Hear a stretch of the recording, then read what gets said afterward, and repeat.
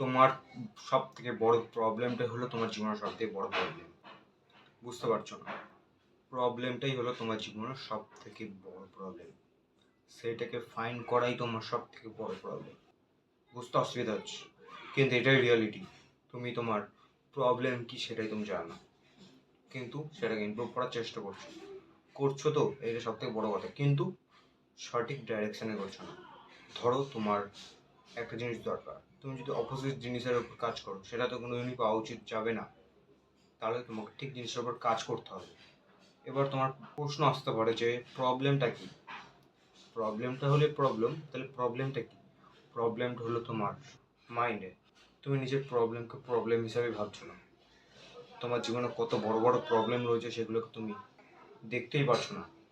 সব থেকে বড় প্রবলেম যেটা হতে পারে ফাইন্যান্সিয়াল। তোমার বাবাকে দেখেছো কত কষ্ট করে তোমাকে পড়াচ্ছে তোমার স্কুলের জন্য, যেন তুমি পরবর্তীকালে ভালো জীবনযাপন করতে পারো, কিন্তু তুমি সেটাকে প্রবলেম বলে দেখছো না। ফাইন্যান্সিয়াল তুমি ভাবছো কাজ শোনার করছে, কিন্তু তোমার যেটা কাজ তুমি সেই প্রবলেমটা দেখছো না। তোমাকেও করা উচিত, নিজের এফর্ট পুট ইন করা উচিত, নিজের লাইফকে বেটার করা উচিত এবং তাদেরকে দেখা উচিত, কিন্তু তুমি সেটা করছো না। তুমি কি করছো? বাবা মোবাইল কিনে দিচ্ছি তোমাকে পড়ার জন্য, তোমাকে যেন তোমার হেল্প হয় সেটা করার জন্য তুমি কী করছো? সেটা নিয়ে গিয়ে স্কুলে যাচ্ছ এবং বন্ধুদের সঙ্গে স্কোয়াড বানিয়ে গেম খেলছো। এটাই রিয়ালিটি। বাবা কষ্ট করে ভালো স্কুলে ভর্তি করেছে যেন তুমি ভালো পড়াশোনা করে ভালো জায়গায় যাও। বাবা জানে যে স্কুলে গেলে তুমি কিছু না কিছু হবে, মানে পয়সা কামাতে পারবে, জানে কীভাবে কামাতে হয়, কী কী করতে হয়। এই মেন্টাল ট্র্যাপ, এই এডুকেশন সিস্টেমের ট্র্যাপ সেসব জানে না বাবা, ওল্ড স্কুলের ম্যানেরা। কিন্তু এটুকুনি জানে তুমি যদি স্কুলে যাও তোমার লাইফ একটু হলেও বেটার হবে। কিন্তু তোর বাবা যেটা বলছে ঠিকই বলছে, তার নিজের এক্সপিরিয়েন্স, কারণ সে নিজে দেখেছে, তোমার বাবা নিজে দেখেছে যে তারা যেহেতু পড়াশোনা করেনি, তাদের থেকে যারা পড়াশোনা বেশি করেছিল তারা এখন একটু বেটার পজিশনে আছে, কিন্তু যারা দেখতে পাচ্ছে না তাদের বেটার পজিশন থাকা সত্ত্বেও তাদের লাইফ ফাক আপ হয়ে যাচ্ছে, কারণ তারা গুলামি করছে তাদের স্যারদের। এটা আলাদা একটা টপিক, এটা দিয়ে একটা কমপ্লিট গাইড আছে, একটা ভিডিও, সেটা দেখতে পারো। তুমি তোমার মাইন্ডসেটটা ক্লিয়ার করতে পারবে এই এডুকেশন সিস্টেমের উপর। কিন্তু মেন টপিকটা হলো যে তুমি বুঝতেই পারছো না তোমার মেন প্রবলেমটা কি, সেটাকে ফাইন্ড করা তোমার সব থেকে বড় প্রবলেম। বুঝতে অসুবিধা হচ্ছে? ভিডিওটাকে পুরোটা বোঝো, ভালো করে দেখো, আবার দেখো।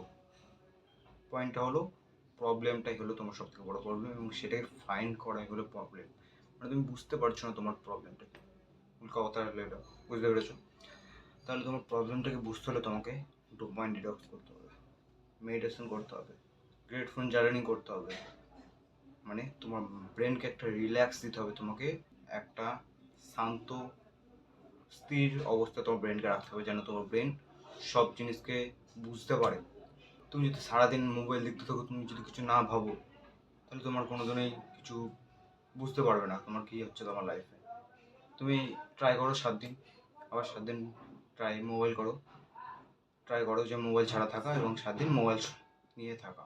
মানে একদিন দেখবে, 7 দিন দেখবে না, তাহলে বুঝতে পারবে যে তুমি যে 7 দিন দেখছিলে না মোবাইলটা, ডোপামিন ডিটক্স হচ্ছিল, সেই সময় তোমার লাইফ সম্বন্ধে থিঙ্কিং বেটার হচ্ছিল, নিজের সম্বন্ধে থিঙ্কিং বেটার হচ্ছিল, তুমি নিজের সঙ্গে থাকছিলে এবং তোমার নিজের পারপাসটা ক্লিয়ার হচ্ছিল।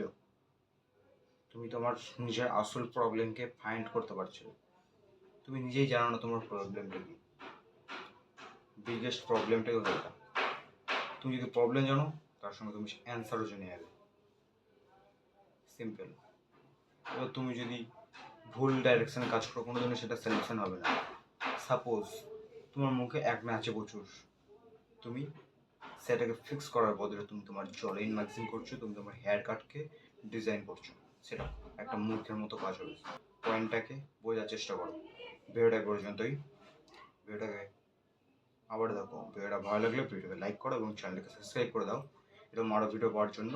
আর একটাই কথা, বিকাম এ স্ট্রঙ্গার।